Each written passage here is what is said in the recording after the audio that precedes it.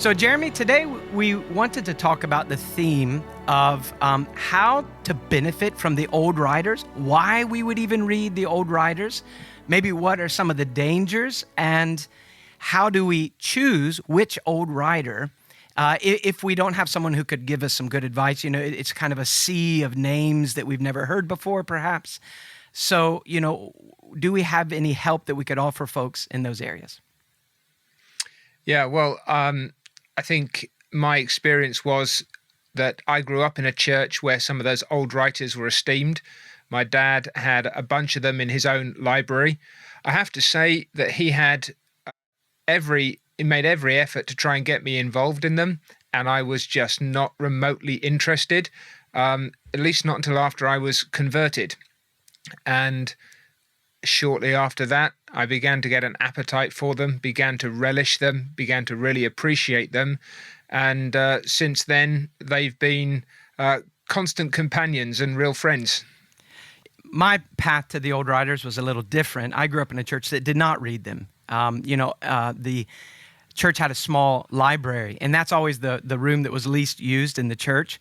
But as a precocious child, I would go in there and pick a book. I remember picking Billy Graham because that was the only famous preacher I'd ever heard of.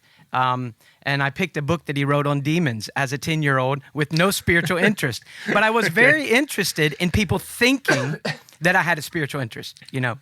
I think sometimes people approach old writers for wrong reasons. Maybe the idea that just because it's old, it's better. Having stood the test of time, which many of the old writers' books haven't, but having had that filter of centuries is a real benefit. Usually it's only the very good stuff that comes to us. One illustration I can think of that is Charles Wesley's hymns. There were hymn books that Wesley put together to counteract Calvinism. He and his brother, wanting to to show what they felt was the error of that. And the hymns in that hymn book are not generally the ones that we sing today because they're not the best. So there's a benefit there. But it's not just because they're old. It's because that every man is a product of his time as well as the work of God in his soul. And I think we would agree that with Spurgeon when he said he loves the books that have the smell of prison on them, like Bunyan. When men have suffered terribly to say some things to us about their Lord, like Samuel Rutherford, the things he says in his letters before he goes to prison are good. The things he says about Christ in prison are stellar. You know, we want to hear from men who are paying a terribly high cost to tell us about our Lord. Those are the ones I find most beneficial. Yeah, these are the men who've walked with God, who've been purified in trials. It's not just that, as you said, sort of the cream's rising to the surface over the period of time, because we have to acknowledge that there's some dross that's floated down on the stream of centuries as well.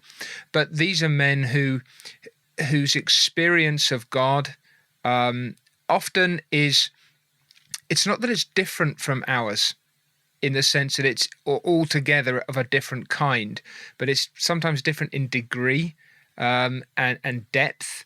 And there's a real value, I think, for me, in the fact that they're not thinking down the same tracks that I am. They are themselves sinful men, and that's a filter that I need to apply, but they're not instinctively thinking as I would think. And I find that freshness, it jars me out of my own ruts and assumptions. It forces me to read good stuff with a degree of engagement that I've got to process in a way that I might not if it's being put to me on a plate. And so when someone says, for example, have you seen the size of these books, or have you seen the size of the print, or even worse, the size of the book with the size of the print? I'm just afraid of those things. Yeah, I appreciate that, but the effort that is involved in reading them abundantly repays itself because of that processing that it demands.